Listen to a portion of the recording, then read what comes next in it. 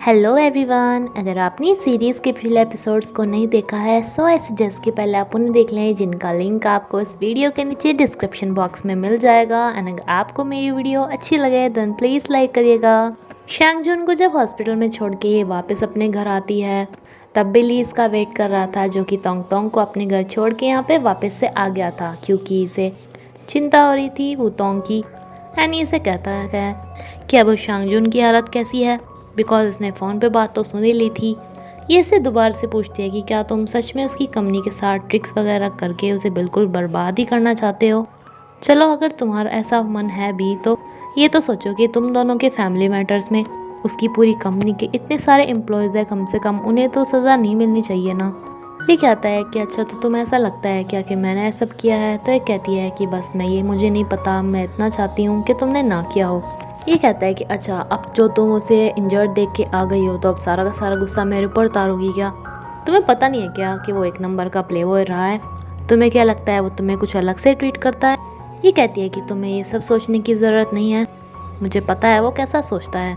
And ली से कहता है कि यार मैं ये सब सुनने के लिए नहीं आया, पता है मैं इतनी रात को तोंग तोंग पे घर छोड़ के उसके बाद बिना कपड़े चेंज किए ही आ गया, लेकिन ये सब सुनने के लिए नहीं, क्योंकि ये बंदा तो यहाँ पे इसकी किस लेने के लिए आया था। जो कि इसे किस करता है एंड ये बोल देती है कि मैं बहुत ज़्यादा थक गई हूँ इसलिए जाओ यहाँ से। ये भी चुपचाप चला जाता है। एंड घर आने पे इसे मैंडी मिलती है, ये भी इसके लिए गिफ्ट लेके आई थी बिकॉज आज ये बर्थडे बॉय था। ये इसे कहती है कि दोबारा से मेरे साथ आ जाओ ना, लेकिन ये इसे साफ मना कर देता है, जिस पे इसका गिफ्ट भी फेंक के मारती है कि मैं इतना महंगा गिफ्ट तुम्हारे लिए लेके आई थी। बट फिर इसे लगता है कि नहीं नहीं, मुझे इससे ऐसे बात नहीं करनी चाहिए थी। एंड देन ये इसे रिक्वेस्ट करती है कि मेरी मूवी का प्रीमियर आने वाला है तो तुम मेरे बॉयफ्रेंड बन के वहाँ पे चलो ना। अगर तुम मेरे साथ नहीं जाओगे तो सबको पता चल जाएगा एंड इससे मेरी मूवी इफ़ेक्ट होगी। लेकिन ली से कहता है कि मैंने उस दिन तुम्हारे साथ तुम्हें छोड़ने के लिए तो गया था, तुम्हें किस भी की थी अब और क्या क्या करूँ, कभी ना कभी तो सबको पता लगना ही है, इसलिए मैं नहीं जाऊँगा। एंड मैंने तुमसे कभी कोई वादे नहीं किए थे। ये कहती है कि तुम इतने ज़्यादा चेंज क्यों हो गए, क्या उस वुतोंग की वजह से। लेकिन ये इस पे से कोई जवाब नहीं देता। नेक्स्ट डे ये वुतोंग को लेकर मैरिज ब्यूरो पहुंच जाता है कि चलो शादी करते हैं, क्योंकि तोंग तोंग हम दोनों को एक साथ देखना चाहता है। वो हम दोनों को एक साथ देख के ही खुश होता है। ये इससे पूछती है कि क्या तुम मुझसे प्यार करते हो, लेकिन ये कहता है कि बात प्यार की नहीं है लेकिन तोंग तोंग के फ्यूचर की है। एक बच्चे को तो दोनों माँ बाप की ज़रूरत पड़ती है ना। ये इससे फिर से पूछती है कि क्यों तुम मुझसे प्यार नहीं करते क्या। यानी फिर से ही तोंग तोंग की बात लाता है। तो ये कहती है कि अच्छा सिर्फ तोंग तोंग के लिए। ये बाहर कपल्स को देखती है जिसने अपनी एक साथ लाइफ बिताई थी एंड इसे बोल देती है कि मैं तुमसे शादी नहीं करूँगी। ये इसे कहता है कि क्यों बच्चों सा बर्ताव कर रही हो। तो ये कहती है कि क्यों, इसमें गलती क्या है जो मैं ये चाहती हूँ कि मेरा हस्बैंड मेरे से प्यार करने वाला हो, मेरे केयर करने वाला हो। मुझे तुम्हारी वाइफ बनने का टैग नहीं चाहिए, ना मुझे अमीरों वाली लाइफ चाहिए, मुझे सिर्फ एक प्यार करने वाला हस्बैंड चाहिए। ये कहता है कि अच्छा तो फिर तुम मुझे बताओ कि क्या तुम मुझे प्यार करती हो। जिस पे हम तो पहले की तरह ही कहती है कि मैं पहले करती थी, मेरे भी ये सपने थे कि मेरा प्रिंस आएगा, मुझे प्यार करेगा, मेरे हाथ में रिंग पहना के मुझसे शादी करेगा। लेकिन तुमने सब कुछ ख़त्म कर दिया। मुझे पता चल गया कि ना ही तो मैं उन कहानियों की प्रिंसेस हूँ एंड ना ही तुम मेरे प्रिंस। एंड तुम्हें तो शायद तुम्हारा प्यार कभी पूरी ज़िंदगी भी नहीं मिलेगा। लेकिन मेरी लाइफ से दूर हो जाओ, मेरे साथ शादी करके मेरे ऊपर इतना बड़ा एहसान करने की कोई ज़रूरत नहीं है। ना ये अपना मूड ठीक करके ऑफिस में जाती है, जहाँ पे इसे पता चलता है कि यांग यांग कुछ दिनों की छुट्टी लेके चली गई, जिस पे एक बार को तो इसे भी लग जाता है कि शायद वो भाग गई है। मिलिंग इसे बताता है कि हमें कुछ और लोग ढूंढने चाहिए, उन लोगों के साथ कॉन्ट्रैक्ट ख़त्म ही कर देने चाहिए। लेकिन उस प्रोजेक्ट से रिलेटेड सारे कॉन्ट्रैक्ट पेपर्स यांग यांग के पास थे। एंड ये जब शानजुन को बताती है कि यांग यांग तो यहाँ से चली भी गई तो इसका शक पूरा यकीन में ही बदल जाता है कि वो उन पेपर्स को लेकर भाग गई। ये इसे कहती है कि ये कहता है कि अब तो यकीन आ गया ना, जिस पे ये ली से ही पूछने चली जाती है। ये इससे कहता है कि अब भी तुम्हें उससे पूछने की क्या ज़रूरत है, सब कुछ क्लियर हो गया। ये इसे कहती है कि तुम दोनों एक दूसरे के साथ बना के नहीं रख सकते क्या, और तुम जो बोल रहे थे कि वो तुम्हें अपना भाई नहीं मानता, तो क्या तुम उसे अपना भाई मानते हो, और कुछ हो या ना हो लेकिन तुम एक दूसरे से खून से रिलेटेड हो। लेकिन यहाँ पे पहुँचने पे इसे कहती है कि क्या वो जो केस हुआ था वो अभी लोग हमारे ऊपर भड़के थे जिसकी वजह से शांगजुन को चोट लगी, क्या वो तुमने किया था। ये इस पे चुप रहता है, जिस पे शांगजुन कहता है कि देखा मिल गया ना तुम्हें तुम्हारा जवाब, अब चलो यहाँ से। ये कहती है कि मुझे नहीं पता था कि तुम ऐसा करोगे। नहीं कहता है कि अच्छा तो तुमने सोच लिया कि वो मैं नहीं किया होगा।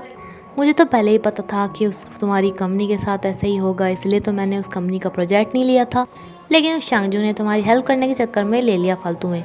ये तीनों अब इस गलती को सुधारने की कोशिश कर ही रहे होते हैं कि मैंडी इसे फ़ोन करके बुला लेती है, जहाँ ये इसे कहती है कि मेरे साथ उसने प्रीमियर पे आने पे मना कर दी।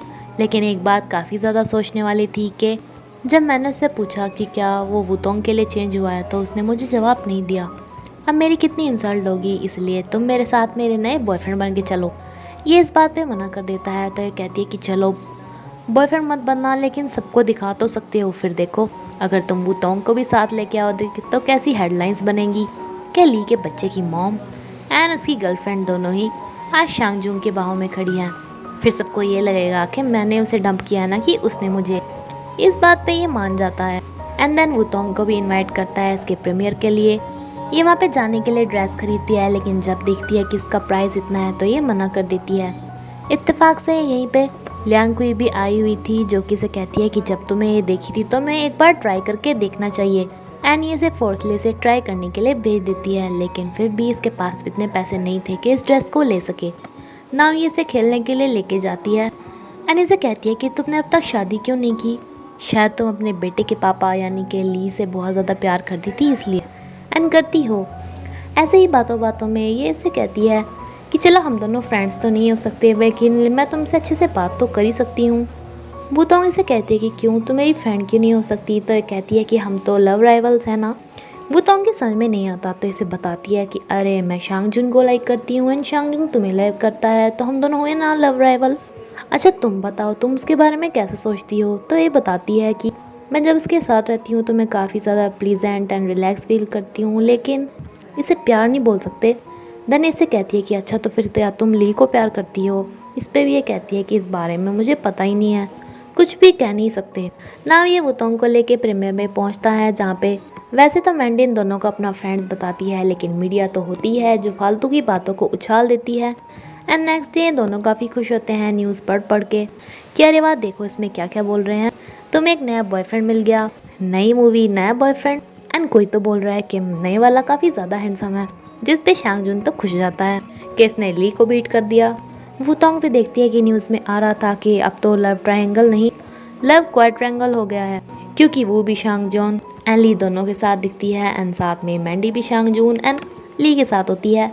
आज ही देखते हैं कि यांग यांग यहाँ पे वापस आ गई है, जो इन्हें बताती है कि अरे मैं लीव तो लेके गई थी ना 3 दिनों की, तो मुझे तो वापस आना ही था।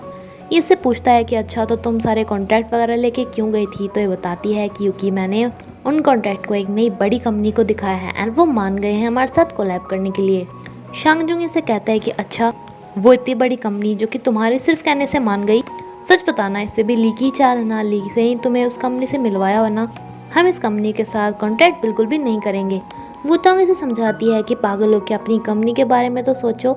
लेकिन ये कहता है कि अच्छा तो तुम भी उस जासूस की ही साइड ले रही हो, क्योंकि वो तुम्हारे लवर ने यहाँ पे भेजा है। तुम अब तो जाग जाओ, ली की ट्रिक्स तुम्हें क्यों नहीं समझ में आती। एंड यहाँ से चली जाती है एंड इतना सब कुछ सुनने के बाद बेचारी यांग यांग भी रिजाइन दे देती है। लेकिन ये इसे बताती है कि मुझे जांग दोंग ने ही यहाँ पर भेजा था, क्योंकि वो तुम्हारी कंपनी की हेल्प करना चाहता था। उसे ली ने ये सब करने के लिए ऑर्डर दिए थे। इसे ये बात समझ में नहीं आती कि ली इनकी हेल्प क्यों करना चाहता था, इसलिए जांग दोंग से जाके पूछती है एंड जांग दोंग इसे बताता है कि हमने तुम्हारा मैनेजर गलती से जाओमू ले लिया था ना, तो ली ने मुझे कहा कि हमें अब तुम्हारे लिए एक नया मैनेजर स्टैंड दे देना चाहिए। एंड अब जो तुम्हारी कंपनी में बड़ी प्रॉब्लम आई जिसमें शांगजून को चोट लग गई, उसके बाद भी तो अब नई कंपनी के लिए भी तो ली ने ही बोला है, जो यांग यांग अब ऑफर लेकर आई है। अब इसे थोड़ा बुरा लगता है कि इसने ली को सुना दिया था, इसलिए तोंग तोंग को बोल रही होती है कि मैं तुम्हारे पापा से माफ़ी मांगने के लिए जा रही हूँ। एनी आते अपने पापा को बोलता है कि पापा मम्मी आपसे सॉरी बोलने आई है, लेकिन इसके पापा इसे चॉकलेट्स का बहाना देकर यहाँ से भेज देते हैं। वुतोंग इसे कहती है कि जब तुमने ऐसा कुछ नहीं किया था तो तुम मुझे बता भी तो सकते थे, तुम चुप क्यों रहे थे। तो ये कहता है कि अगर मैं तुम्हें बताता तभी कौन सा तुम यकीन कर लेती। ये कहती है कि अच्छा तुम ये बताओ तुम हमारी कंपनी की हेल्प क्यों कर रहे हो, जिस पे ये इसे अपने और खींच लेता है इसे किस करने के लिए। बट तभी जांग दोंग इन्हें आके डिस्टर्ब कर देता है कि आपके लिए कोई इंपॉर्टेंट कॉल आई है फ्रांस से। ली से बोल के चला जाता है कि तुम तोंग तोंग के साथ मेरा वेट करना, मैं घर पे आ रहा हूँ। लेकिन जब ये आके देखता है तो ये वेट करते हुए ही सो गए थे। पहले तो ये तोंग तोंग को अच्छे से लेटाते हैं एंड फाइनली इसे लिप्स पे किस कर ही लेता है। एंड ये फिर से बोल देती है कि मुझे भूख लग रही है। तभी इसकी मॉम का फ़ोन आता है कि तुम तोंग तोंग को लेकर अपने घर पे हो क्या, मैं उसे लेने के लिए आ रही हूँ। अब इससे पहले यहाँ पे आती तो ये तोंग तोंग को लेके वूतोंग के घर पे आ जाता है, जिसे काफ़ी ज़्यादा भूख लग रही थी इसलिए खाना भी खाता है एंड साथ में वूतोंग को भी खिलाता है। ये बहुत सारे गिफ्ट देख के पूछता है तो वूतोंग से बताती है कि शानजून ने इसे दिए एंड ये कहता है कि ये तो उसके बचपन के गिफ्ट्स हैं, उसने ये तोंग तोंग को दिए, इसका मतलब वो तोंग तोंग को सच में ही काफ़ी पसंद करता है। बचपन से ही उसका मेरे साथ कंपैरिजन किया जाता था, जो कि सबसे ज़्यादा तो मेरी मॉम करती थी कि तुम्हें इससे आगे निकलना है। सभी उसी को ही पसंद करते थे क्योंकि वो शांग फैमिली का हायर था एंड मैं तो सिर्फ इलेक्टिमेट था एंड पापा भी उसे पूरे प्राउड के साथ देखते थे। ऐसी ऐसी चीज़ों से ही हम भाई या दोस्त नहीं बन के दुश्मन बन गए एंड वो मुझे अपनी भाई के रूप में कभी एक्सेप्ट नहीं करेगा। वही कहती है कि नहीं, वो भी तुम्हारे बारे में कुछ ऐसा ही सोचता है, जिस पे कहती है कि और तुम बताओ तुम मेरे बारे में कैसा सोचती हो। ये फिर से बहाना बना के जा ही रही थी कि ये इसे पकड़ लेता है एंड अब की बार तो फाइनली इसे किस करके ही छोड़ता है, जिसपे वूतोंग भी अपना कंट्रोल खो देती है। ये भी अपने आप को कब तक रोक के रखती। तभी इसे याद आता है कभी टोंग टोंग उठ के इन्हें ना देख ले, इसलिए ली इसे दूसरे रूम में लेके चला जाता है एंड ये दोनों शुरू हो जाते हैं।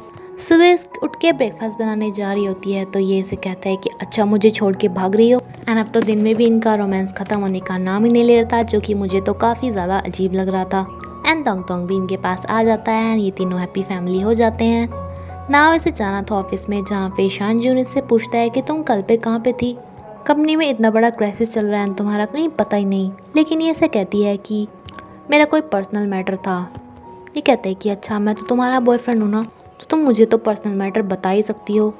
बट ये इसे कहती है कि हम बिजनेस पार्टनर्स हैं एंड इसी के साथ ये एपिसोड यहीं पे ख़त्म होता है फ्रेंड्स। Thank you. अगर आपको ये वीडियो अच्छी लगी हो तो प्लीज़ लाइक करेगा एंड प्लीज़ मुझे कमेंट करके बताइएगा कि किस किस को शानजून के लिए बहुत ज़्यादा बुरा लग रहा है, क्योंकि मुझे बहुत बहुत ज़्यादा बुरा लग रहा है।